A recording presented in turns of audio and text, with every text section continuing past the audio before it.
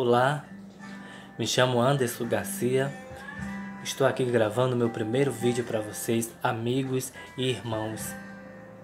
Sei que vou ter muitas críticas, mas são essas críticas que vão me levantar, me fortalecer para gravar mais e mais vídeos. Hoje, lendo a Bíblia, estava vendo no livro de Samuel, capítulo 16, versículo 7, e vejo o que Deus disse para mim e diz para você também. Não se impressione com a aparência nem com a altura deste homem. Eu o rejeitei porque não julgo como as pessoas julgam. Elas olham para a aparência, mas eu olho para o coração.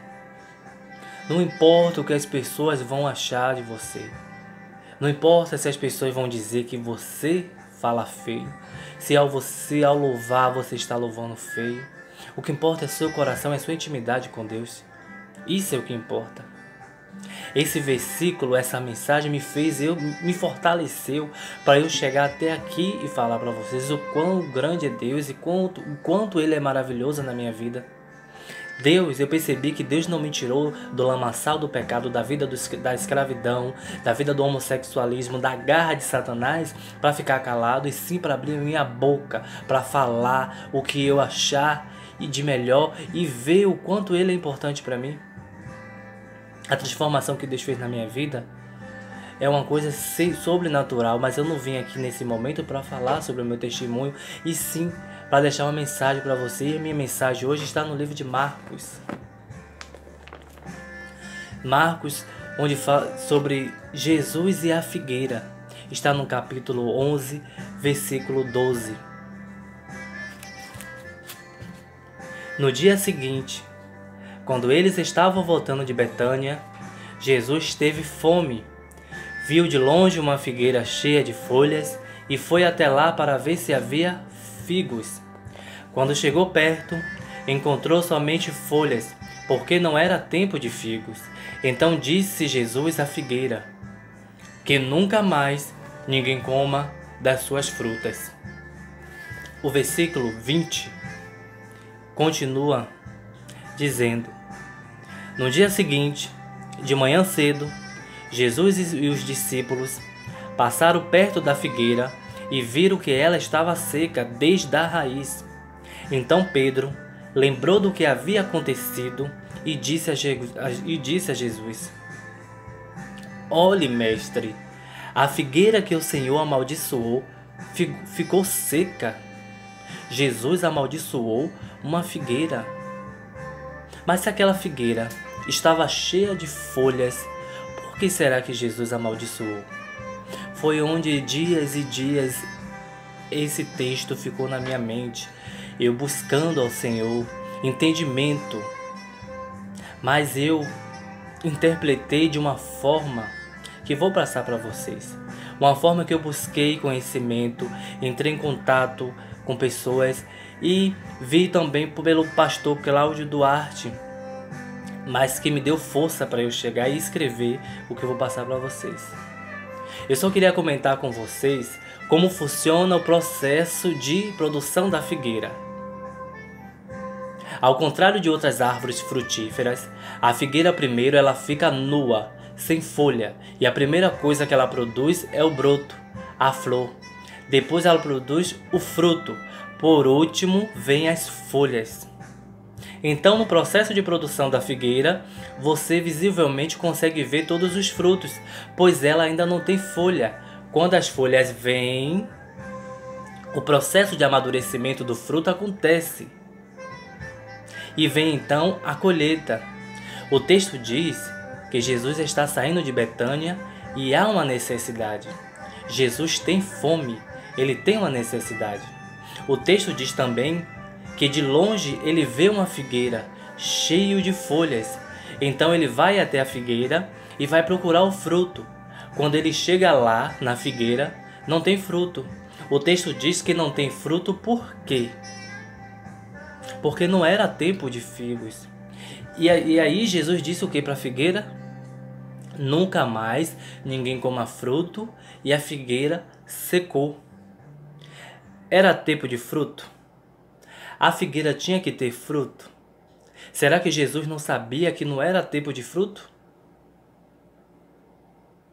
Presta atenção nisso aqui. O processo de produção veio primeiro a flor, depois o fruto, depois as folhas. Se não era tempo de fruto, por que essa figueira estava cheia de folhas? O problema não é o que ela não tem, é o que ela tem. Ela não deveria ter folhas. Quando ela tem folha, presume-se que ela tem frutos. Então Jesus vai procurar frutos. Talvez se nessa ocasião ele fosse procurar outras figueiras, elas estariam nuas, porque não era tempo de frutos. Mas aquela figueira tinha folhas. O que esse texto quer dizer? Que hoje em dia, dentro das igrejas, tem muita gente que vive de aparência, para achar que ela tem frutos, como na verdade só tem folhas. É isso que está acontecendo dentro das nossas igrejas. As pessoas querendo ser o que não é. O livro de Eclesiastes nos exorta que há tempo determinado para tudo. Há tempo de plantar, tempo de colher, tempo de nascer e tempo de viver. Se ainda não é o seu tempo, se você ainda não é a oportunidade ainda para você, não tem por que você estar ali na frente querendo mostrar uma coisa que você não tem. Porque aquelas pessoas que estão ali te escutando vão sair sem benefício nenhum, sem fruta nenhuma. Deus disse a mim, muitas pessoas me dizem porque chegou a minha hora que eu devo ir, devo buscar a minha oportunidade na igreja. Mas Deus diz a mim que na minha hora Ele vai me chamar. Da mesma forma que Ele me puxou e me resgatou do lamaçal do pecado, Ele vai dizer, meu servo, a sua hora chegou. Hoje eu sou um broto. Estou vindo para me tornar a flor, para depois me tornar o fruto, e só assim vêm as folhas. Não adianta eu fazer aquilo que não é da vontade de Deus. Eu digo a vocês, meus irmãos, cuidado. Cuidado com pessoas que dizem a você com falsas revelações. Cuidado com pessoas que dizem para você que a sua hora chegou, que você está no momento certo. Às vezes a gente está escutando na nossa mente aquela voz mandando a gente ir, mas a gente não sabe que aquela mesma voz que mandou você ir é aquela voz que vai te envergonhar lá na frente. Veja se é o momento certo, se é o tempo de Deus. Cuidado para quando você não estiver lá, você não secar igual essa figueira secou e você se perguntar, Senhor, estava fazendo bem, estava passando o seu benefício, estava passando a tua palavra, e por que aconteceu isso comigo? Porque ainda não era o tempo, ainda não estava no seu tempo. Tudo é no tempo de Deus, tudo Deus prepara a cada momento, o momento certo. Deus faz tudo da melhor forma. E assim eu encerro essa mensagem de hoje, esse meu pequeno vídeo. Espero que vocês gostem. Vai vir muitos e muitos. Sei que as críticas também virão, mas essas críticas vão me fortalecer, vai me ajudar a me levantar, vão me ajudar a eu ter mais forças. É o que eu digo a vocês, meus irmãos, cuidado. Cuidado com certas oportunidades. Às vezes tem gente que diz que vou recusar uma oportunidade. Não é que você recusa a oportunidade. Você não recusa. Não custa nada você chegar e você ler uma mensagem, um versículo da Bíblia. Mas tem gente que já quer ser o bambambam, ser o superior, mandar. Antes de encerrar esse vídeo também, agora Deus me fez eu recordar de uma coisa. Eu falo a vocês para vocês também tomar cuidado.